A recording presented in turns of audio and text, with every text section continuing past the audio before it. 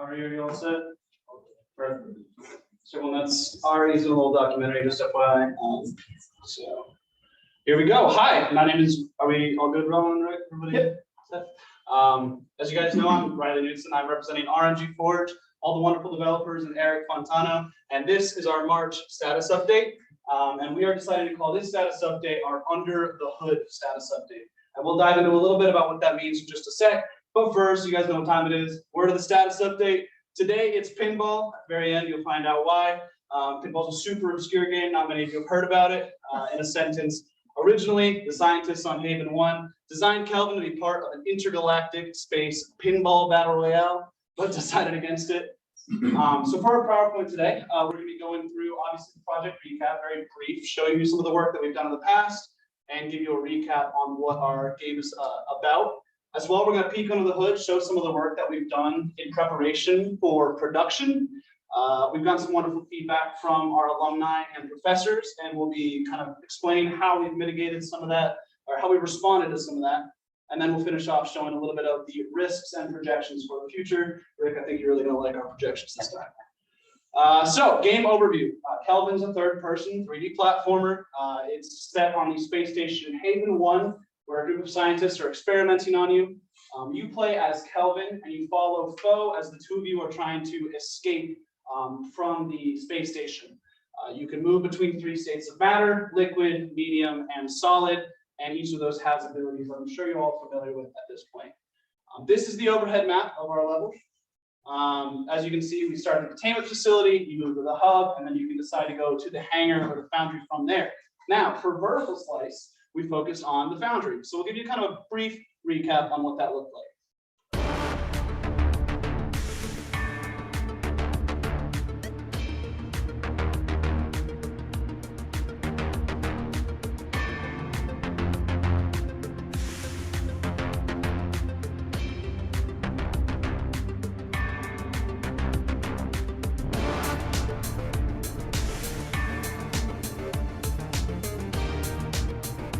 Wonderful. So we were really happy for vertical slice. We were able to create a visual target and a mechanical showcase, all in something in a room that we were really proud of. So moving forward now, in the past month, we've spent a lot of time focusing on getting ready for production. We entered production yesterday, and so for this status update, we wanted to showcase some of the steps that we've taken to prepare for production. So that's why we called this the Under the Hood purpose. Try not to look at the left side of the screen too much. In this past month, we focused primarily on finding the fun in our game. We didn't want to increase our scope. We wanted to make sure that our mechanics were pushed to the limits with action blocks before we got too far with set dressing. So we spent most of our time making sure that we had unique and engaging ways to use our mechanics now that we got them within like a week of vertical slice last time. So we've had our mechanics for a little while. We've been playing around with them, and we're really proud of that. Additionally, in the past month, we've been trying to simplify our existing code so that our programmers can polish the hell out of it. We want to make sure that our game ships with as few bugs as possible. Everything looks smooth, everything is easy to implement, and so our programmers spend a lot of time simplifying what we've already had. And then finally, any system that's going to go into the game, whether it's AI, whether it's some sound, whether it's our faux mesh, we want to make sure all of that was at least implemented into the main level, so that going forward in production, we don't need to worry about adding this stuff in. It's already there, ready to go. Now, this is what I'm really excited to show you guys. So like I said, we were focusing on finding the fun. Ron gave us some feedback in our last one that there's not quite those moments that inspire, and I am really proud to show the work that we've done to make our game fun.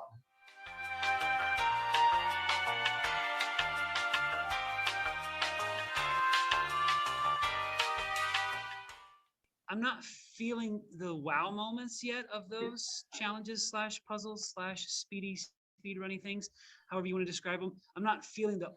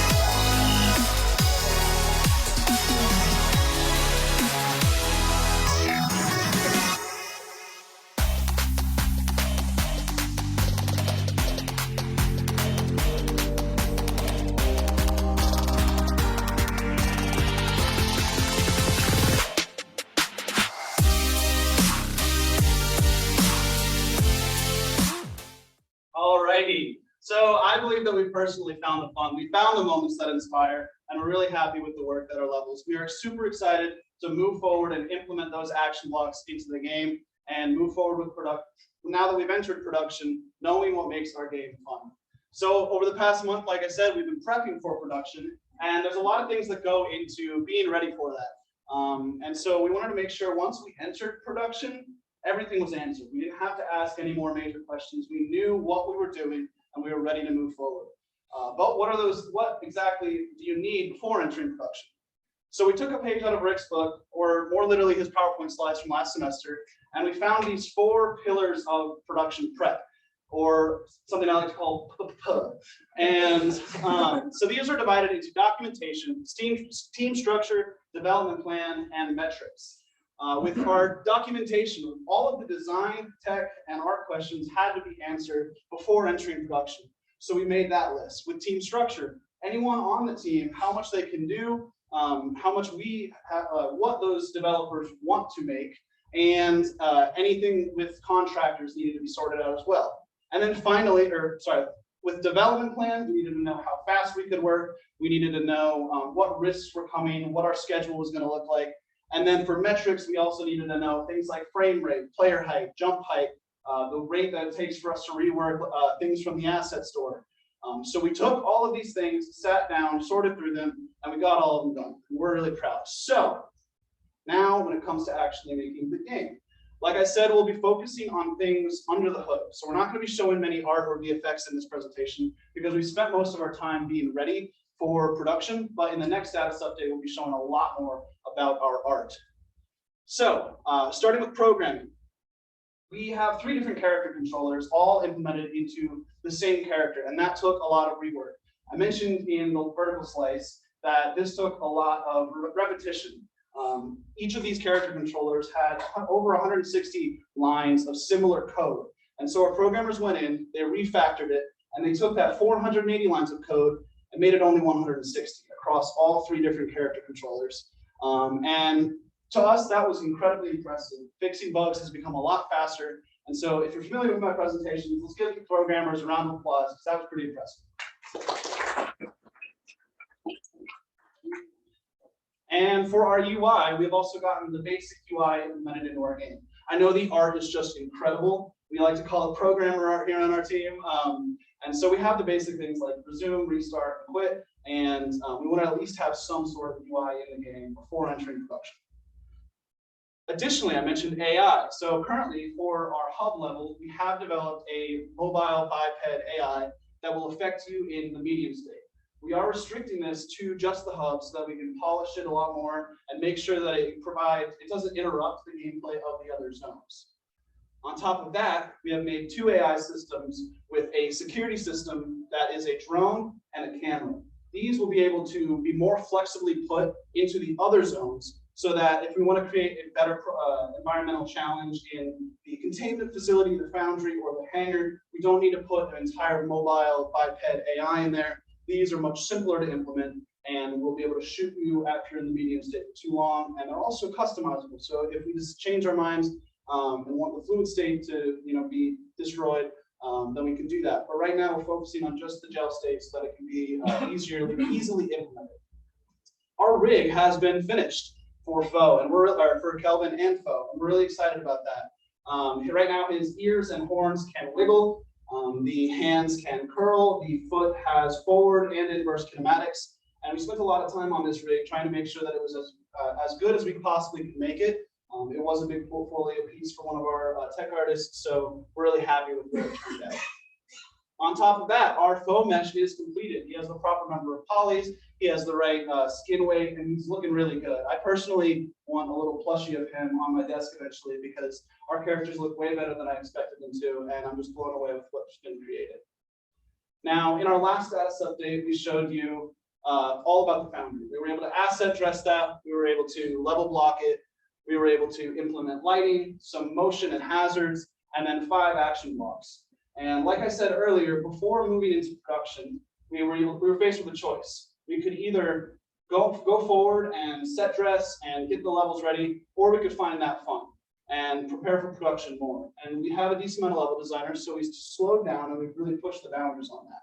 So as we prepared for production, we took all of our zones and we made incredibly detailed asset lists. I mean, every possible freaking thing that can be in that level, we wrote down so that we were able to decide what we'll be able to create, make story points for it, and figure out what exactly is possible within the time we have. Additionally, with the hub and containment facility, we were able to block those areas out. We were able to get 18% of it asset dressed and those 19 action blocks. So currently we're sitting at 24 action blocks, and we expect 18 of them to go into the game as they're being implemented this week. As I showed some of the action blocks earlier, we are really proud of how they're looking. And as we were play testing these, a big question came up. Now, in the past, I've talked about how temperature will affect the player. If you are in a hot room, you are restricted to the liquid and medium state. And for us, or if you're in a cold room, you're restricted to the medium and cold state. And as we were creating these action blocks, we realized that we limited the possibilities too much. It was a pointless add-on. So we all play tested those restrictions, and we asked ourselves whether or not this was fun. It wasn't. So we're not doing it. Instead, we're going to move forward, letting the player move between all three states flexibly. And this really opens up the possibilities for the player without a restriction that we found out through play testing was unnecessary. This is a preview of our containment facility. This is currently being swapped over to have the action blocks included, but this is the structure of what it will look like. And I don't want you thinking leaving today, we didn't do any art. So I'm going to give you a very brief kind of hint at what part of our hub will look like.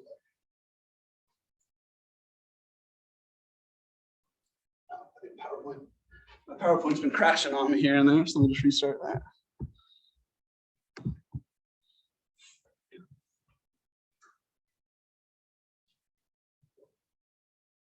Alrighty, that's all you're getting for this status update. Now, for feedback, we got a lot of feedback from the professor's last status update, and we broke it down into things that we can respond to. So we picked these three things.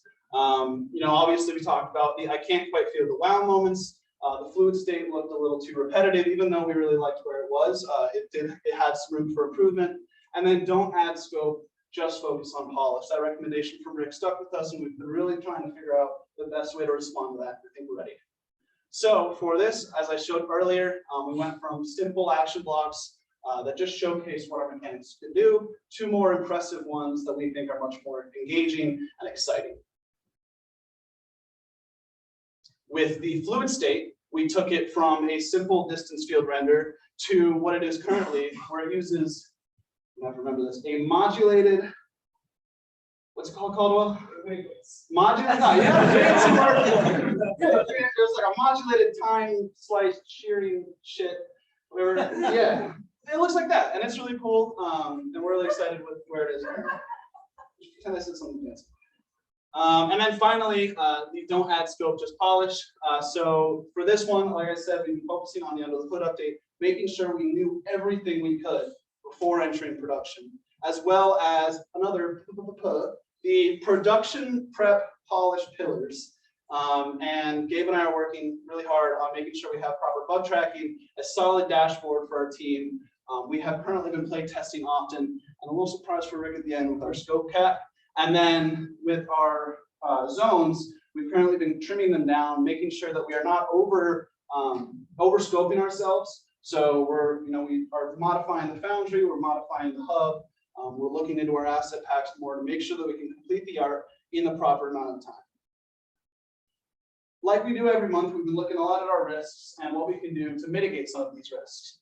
These were the risks that we showed you in the last status update. Our overhead was too complex to debug, the golden path was difficult to find, and then the animations between blueprint controllers wasn't quite there.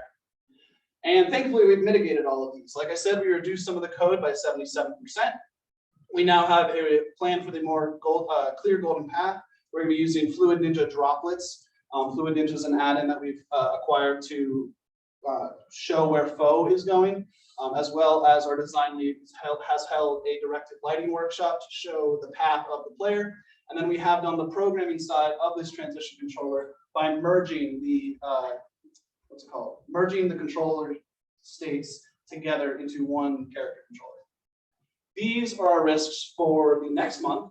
And these are ones we have different dates on when we want to have all of these solidified by. and mitigated.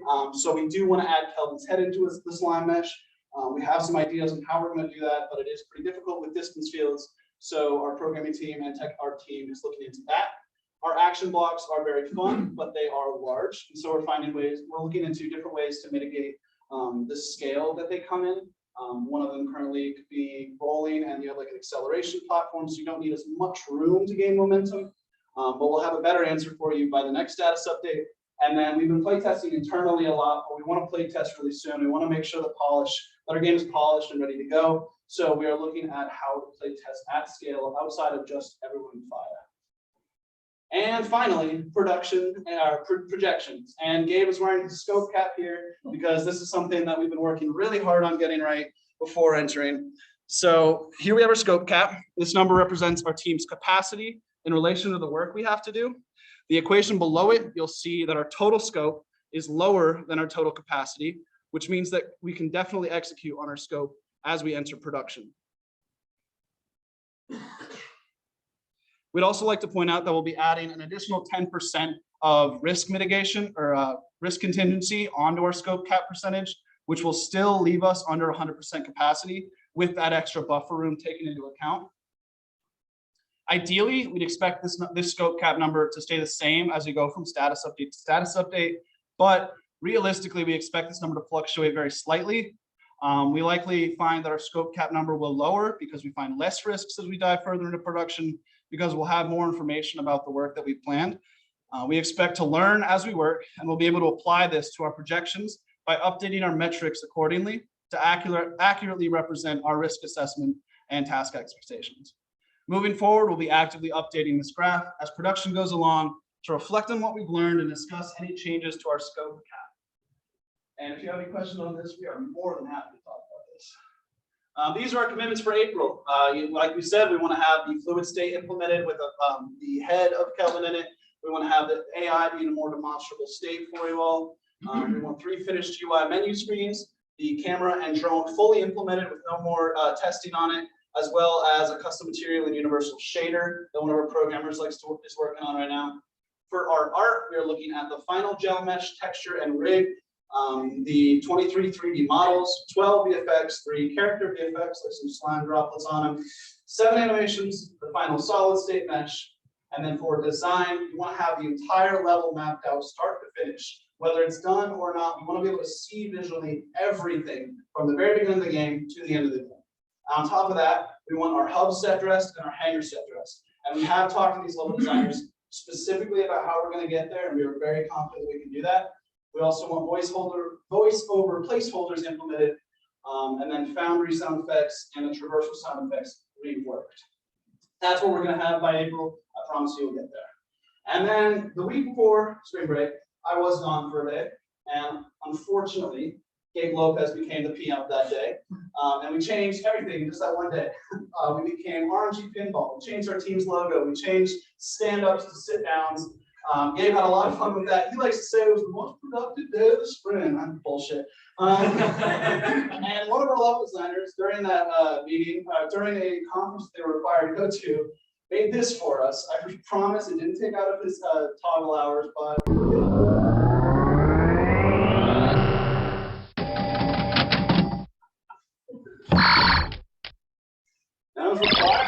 I was required to put this one in. Rest in peace, RNG Pinball. We are Kelvin. This is our March status update under the hood. Thank you to Zach and Dishonor for helping us out. You can applaud them now.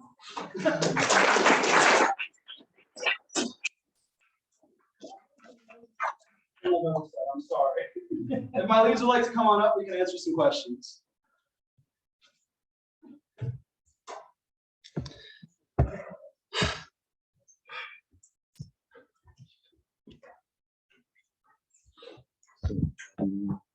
I'm so sorry I said that. It was like the last moment. You can applaud me now.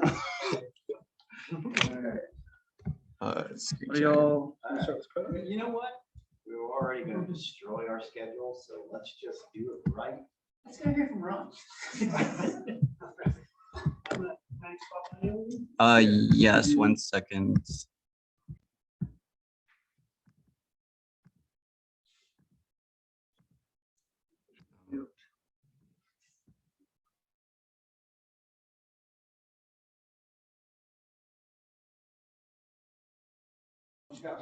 Okay, cool.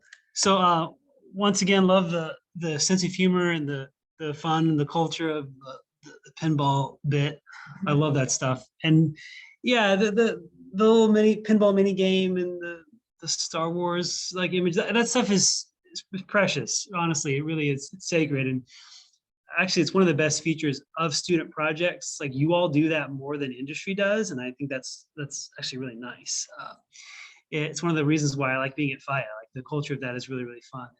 And yeah, it doesn't take too much time, but you know, because some people are like, oh, you can't do that. That's I think why some people don't like to do that in a job, because it's like, well, you spent an hour doing that pinball thing. Like it's like, look, it's on my own time. Leave me alone. I got my stuff, right? But the team loves it, and it boosts culture. So why not put some time down for that? But I did want to ask you. I just want to clarify. You mentioned something about Kelvin being used as a pinball. Like That was a joke. joke. Okay, good. Okay, good. I was like, I'm like, that's a tonal mismatch with your current tone. So okay, just I was going to clarify. Yes, you found the fun, right? I can see it, and sure, the loud like techno music playing as well helps with that. You know, presentation matters, but you know, you could have muted that, and I could still see the fun. The one for me that was the most fun was you had that moment where all those horizontal columns were there, and you were falling through them like a grid. And then you fell through one plane of those, and then another one, and then a third one, and my eyes just kind of like, whoa, when you hit the third one, because it was just surprising and big and epic. And so yeah, I think you did that, and I think it's actually really smart that you were doing that in action blocks, because if one of them wasn't working, you didn't put in as much LD and art or time in making it look pretty. It's like, this isn't necessarily great yet, but now you can take those action blocks that you're doing, and you know, you cut the bottom 20% out. Like, we don't need it. You know, you plan to maybe not get to the next 20% at the bottom, but then you start prioritizing from that top and building those, and build as many as you can in there. And you can feel confident that the ones that you're building are going to be fun because you've already tested that mechanically. I do still think you want to. I love that you have an urge to play test it externally, because I think you want to play test, and it's hard to do that with action blocks and great box stuff, I admit, because people just feel like it looks like trash, but there's still a lot of value there. So maybe do a little bit of that. But yeah, get a couple of your greatest hit action blocks all gussied up, and then get those into an external playtest so that you can start seeing what other people say about it out there in the world. I do have a big note with regards to the state limitations. I think you're right in one way, and you may be wrong in another way, with the fact that you said that limiting the state changes, you didn't find it to be fun. That, you know, you're in this one area and it's too hot for you to get into the liquid or the solid state, I guess would it be, right? Yeah. Yeah. So, well, of course, that idea of being restricted is not going to feel fun. Players they would never see it that way. Right? You could never put any kind of game constraint on somebody and say, hey, we're going to make it so there's only 5 missiles for the rocket launcher that you can hold at one time. Do you think that'll be fun? No one will ever say yes to that. They're going to be like, no, I want to have an infinite number of missiles that I can hold in the missile launcher because that's more fun. Yeah. But the reason why there's a cap on 5, because it forces you to make interesting strategic decisions about when and where you deploy those valuable missiles. And that is fun, actually, that you can't just spam them all the time. And so you have to be patient with something like that. What you may miss out on is that the fact that you can't be the ball in the hot area means that you can't solve a puzzle using the ball in an easy way, and you have to think harder and longer and find a more interesting eureka puzzle solution to that. That is fun, and you may never be forced to go there because of removing that limitation. So just keep in mind that that could be useful to you. With that said, I still always felt like maybe it's something where you would want to be able to do it in smaller sectors than like a whole area. And so like this sector is hot because there's like a radiator heater thing in that general area. And that, you know, 50 meters near there is too hot. So in that area, they're forced to solve that puzzle without being in ball form, because they could solve it in ball, but they can't be ball. So they have to do something that ends up being more interesting. So don't completely throw out that idea yet. You might be able to pull that back in for some good reason. I was curious how the programmers reduced that redundant code. Were you all using inheritance, or was it like shared components or templates? Oh, okay. The inheritance, good, great. Yeah.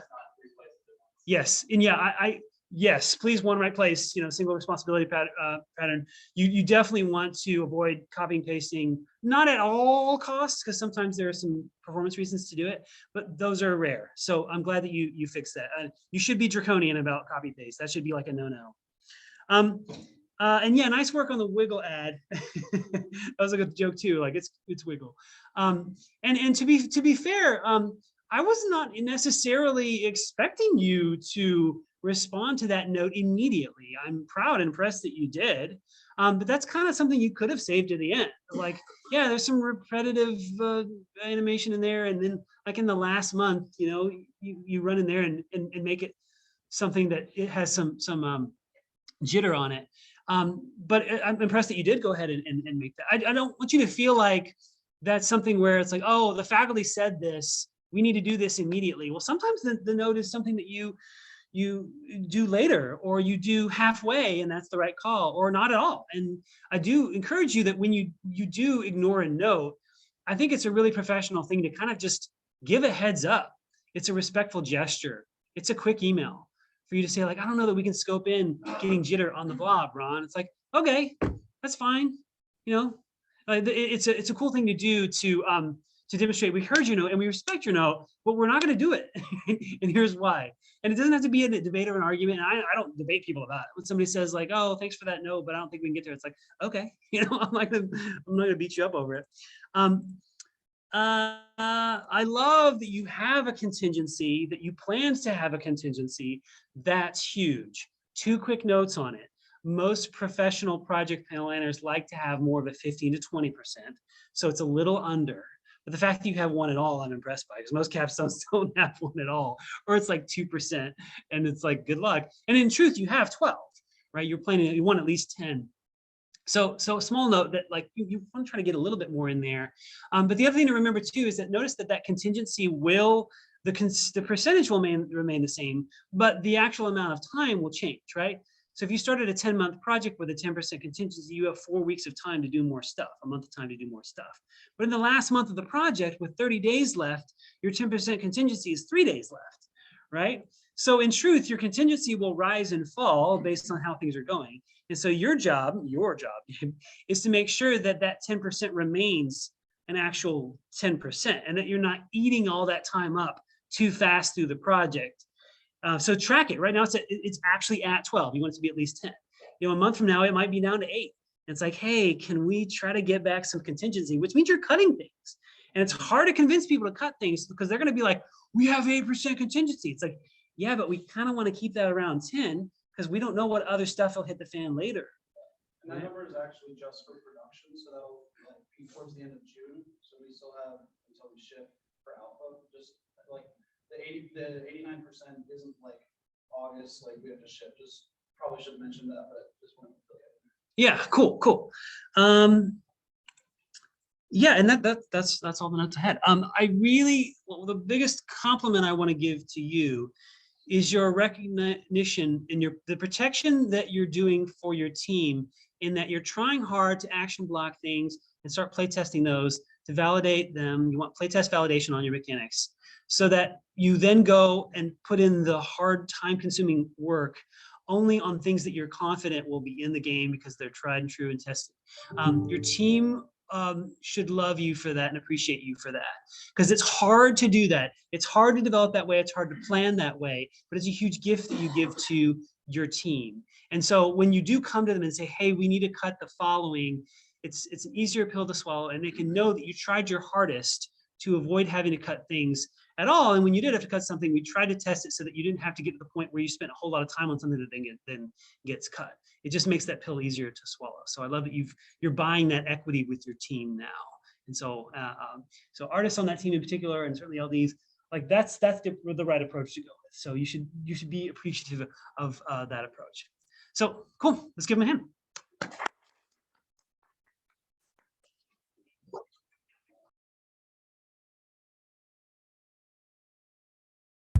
Let's see, can you hear me? Yeah, I think you can.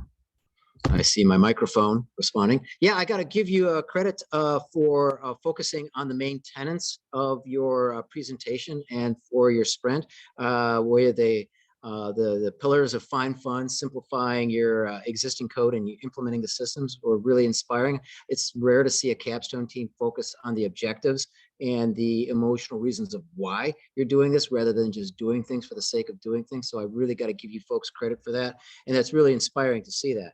And likewise, I got to give you also props for tipping your hat to Rick and using his structure right out of his book. I mean, it's written there for a reason. When you just go ahead and follow the steps, you're kind of making it too easy. Good job, for that. Everyone thinks that they've got to reinvent the wheel. And so good job for that. And also, I'm excited to see your play testing. I know that you have a lot of plans for the play testing, and I think that's a great ambition. And so I know that you guys think that your stuff is fun, but really it's your audience has got to tell you stuff, and it's got to be your audience this is not familiar with your material. Yeah, they've got to see it. So definitely keep on hammering that fun. Your new audience, your new play testers are going to really decide whether it's fun or not. And so really use them for that. Let's see, artistically, like you said, you're trying to keep it on the small, but so I'm just going to give a couple of reminders that I kind of identified on there. I still think Foe and Kelvin look very similar. Their silhouettes are almost identical. If they're supposed to be protagonist and antagonist, then I think it's going to get confusing. Let's see. Yeah, overall, the lighting was looking good for the vertical slice. The Kelvin animation seems, you were showing the wow moments in your action areas, which was great. But to me, that just kind of showed off that your animation, your Kelvin animation for the character was a bit stiff and a bit awkward because it was really high paced, high energy, and the animations just didn't correspond and didn't match with that. So it needs to be kind of like cranked up and kind of like made a little bit more lively. Let's see. Okay, you've heard information about locomotion, skating, and so forth. And I'm inspired to hear that you're going to be working on trying to make your states of Kelvin look similar, because right now I'm just not getting the fact that the slime, the ball, and the character really match each other. But you've already said that you had that scheduled for the next sprint, so I'll really be looking forward to it. The concept you have for your concept footage look really great. And I thought that those are really hammered, but I still think that your states as they are now have a little bit more iterations to go for. And yeah, so, kudos to what Ron had already said there. I don't have much to answer, just keep it up and look forward to seeing your next implementation.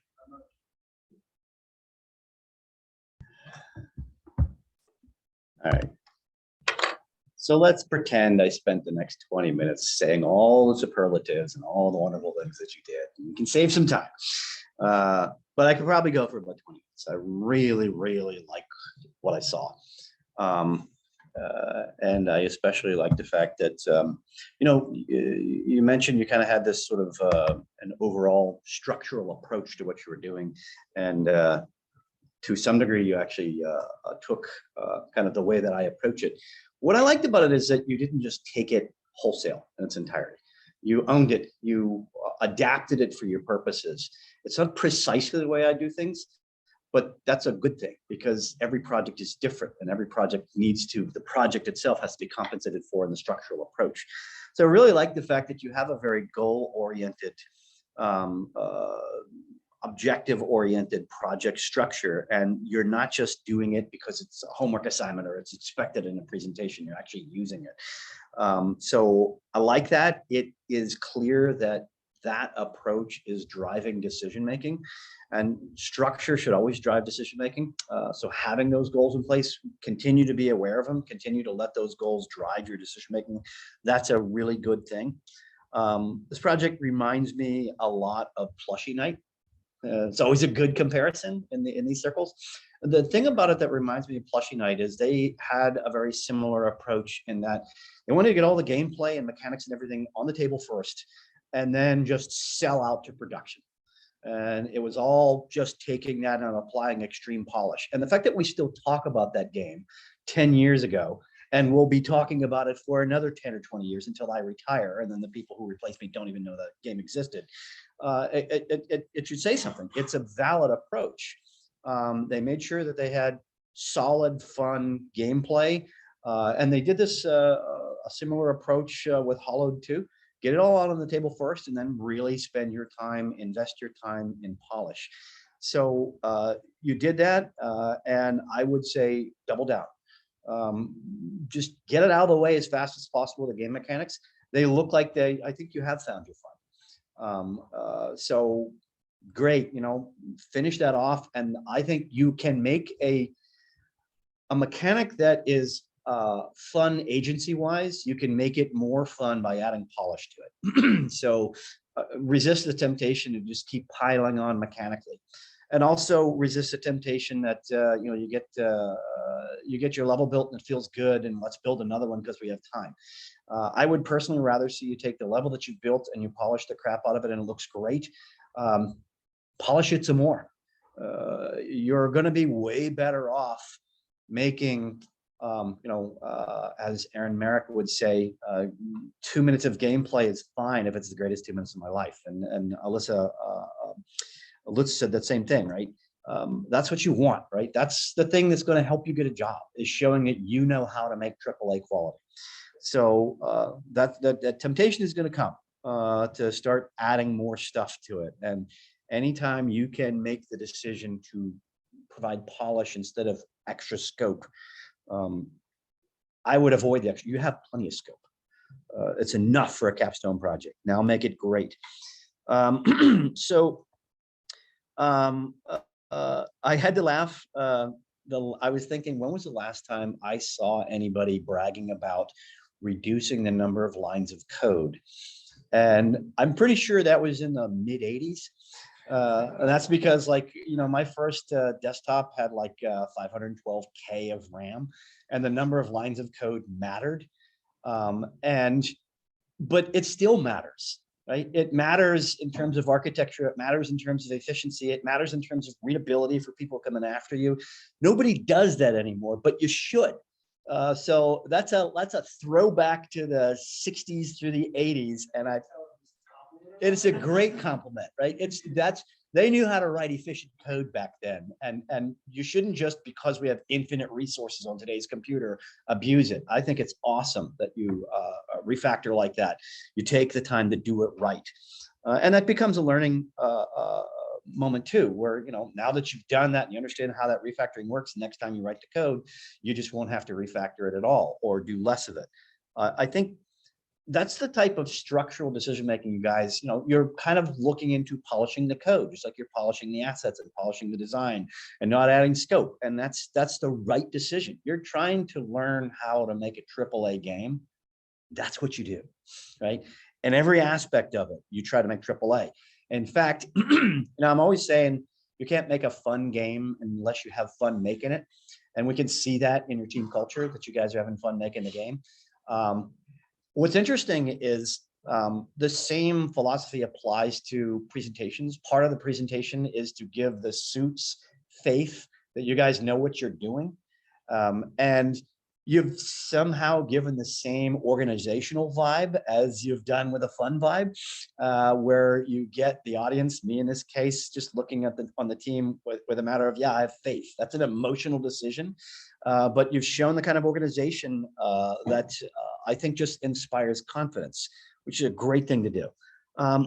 So a couple things, suggestions for things that I think we could add, make better. You gave us a detailed breakdown of what you're doing in April. Love that. Love to see a less granular projection for May, June, July. Obviously you don't need to put that level of detail into subsequent months, but they shouldn't just be non-existent. Have some idea what you're aiming at. So you could throw that into your schedule.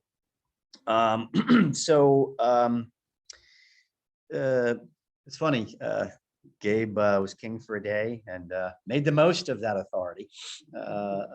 And I couldn't tell, when you were talking to Ron, it sounds like the whole pinball shtick was just a thing. But what's that? It was just a good joke. But when I'm looking at your sandbox levels, they sure look like a pinball machine. And I liked it. Okay, it looked like a 3D pinball machine. The way, what's that? Karthik made it. I was like, you hear that? We're gonna put that in the game. So you were trying to make the case that those levels were fun, and they did look fun, and yet they also looked to me like a giant 3-dimensional pinball machine. So I just thought, whether that was a joke or not, it somehow seeped into the system because those levels look like a pinball machine, and to me that looked fun. And you one state of matter, he's a giant ball going down a drain. Right? I mean, it's cool. I think go with it. Take that, own it, have fun with it. It's really cool. I love those action blocks, and I love the fact that you're using that to like RPP what you want to do before you start investing time. So that's really cool. I agree with Chris with respect to there's not enough differentiation between foe and Kelvin. And one of the ways that in my mind that maybe sometimes having a clear example can help you think about it. I just think of Venom and Carnage, right? So it's the same symbiote thing that turns them into this bad guy, and yet they have very different silhouettes, different coloring. It's still a similar origin, but they don't have to look the same. And so there's the things that kind of tie them together are subtle. And so it's maybe a way to think about it, but they do not have to look that similar.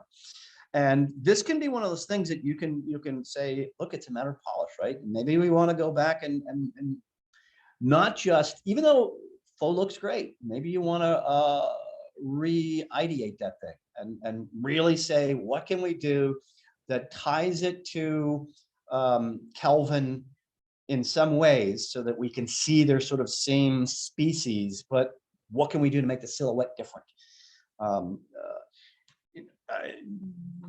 If you want to, I just think that you don't have to. I mean, you could create fiction it's almost like you're looking into a mirror. You could do that, and I imagine that was discussed. Or you could go in a different direction. So if you did want to think about it in a different direction, though, and you think about Venom and Carnage, and they are the same species, but they're just one's the red one. Now. Yeah, there's a reason we haven't called them enemy yet, so. Yeah, well, I saw FO, whatever it is, 3. And that's a FO. Yeah, I like that. Yeah, and maybe, well, there's a little sneak preview of maybe what's going on in the fiction. So that's cool. And that's good. You may want to consider, though, given changing the silhouette somewhat too. It's up to you. And like I said, it's well executed as is. So now the rig looks awesome. You showed us the articulated things with toes and everything. It looks like a really, really cool rig. The animations in the game are clearly not. Yeah, so clearly not done. So I kind of was in my head, I'm saying that's great. All those animations are going to go away and you're going to reanimate because you absolutely want to use the value that rig is giving to you. It's a cool rig and you want to use the crap out of it. I think some areas where you could, we talk about doubling down on polish. So I think you want to pay a lot of attention to state changes and what's the transition effect. And that can and should be a big thing that you put a lot of love and attention into from any state to any state. And you don't have to feel limited to what you do with the model or the texture maps. Obviously, if you want to go experiment with some shaders or some particle effects, camera shakes, sound effects, like just do it up, right? Hollywood this up. Same thing applies, I think, sell out to the polish. So in terms of locomotion, yeah, the animations are going to be important. And we can talk about, does the liquid state leave a slime trail on the ground behind it as it walks around? When you transition from, say, the solid state to the liquid state, does it like collapse in a heap and splash and little droplets all over the place? When you jump as the character is flying through the air. They definitely can't be like a rigid pose. When they hit the wall, they need to have a little bit of bounce because that's an in-betweener character. That's kind of rubbery. So he should feel kind of rubbery when he hits that wall. And he kind of slides down a little bit, which doesn't necessarily feel right. I'm expecting sort of that. I don't know how you fix that, but like it feels like you could do something with it to make that feel a little bit more organic. Each character, its animations and the special effects, the production value that you wrap around it should suggest not only the form and function of the character, but almost a personality change. When you turn into a big ball of stone and you're rolling down, like it's right now, it just turns into a ball and rolls. And there's no momentum, there's no bounce, there's no camera shake, there's no sound effect. You can have little rocks flying off the ground as it rolls through the air and leave a dust cloud behind it. There's all kinds of things. You could sit there and brainstorm for days on all the different ways that you could just Hollywood up the production value. And all of those things are going to be individually small. But when you differentiate each state from the other states and give each one a sort of love in terms of locomotion and polish and animation personality and mass and weight and really use the heck out of those rigs and stuff, the player will feel it, right? You don't need any more content. You've got good content. It looks like it's going to be fun. Polish the crap out of it, but that character is your rock star. So that should be an ongoing project until you're done, for whatever it's worth. If you do decide to make foe a different silhouette, you probably still want to share the rig if at all possible, so that you can share the animations. But then if you do that, if they have a different silhouette, I want them to move somewhat differently. So you need to have some differences, maybe in the transitions from state to state, or a transition in their personality and how they use locomotion. You could, like I said, it's what's cool is there's so much potential there. You can just see the massive amount of time you could spend figuring out the different polished things you could throw on there. And every single one of them is going to make this game better. So I'll say it like for the 27th time, right? Resist the temptation to add scope. You guys have got enough scope. Just make this the greatest 10 minutes of my life. That will get you all jobs. That will show the world that you know how to make a AAA game. And that's what you're trying to do. That's what's going to get you the job. So I love this project. I love the decisions you're making. You're never content with when I say you're leading the pack. You're continuously raising the bar. We'll see. We've got more teams to go, but you guys have upped your game since last month. But I'm still expecting you to up your game next month too. It gets better every time, and it should get better because you guys are learning more. So I'm going to hold you to a higher bar next time than this time. It all looks good. All right. Thank you. I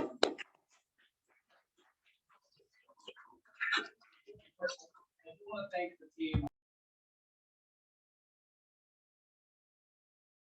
That was all the team. Very embarrassed, but thank you guys very much. Can we give it a round of applause for the team, please?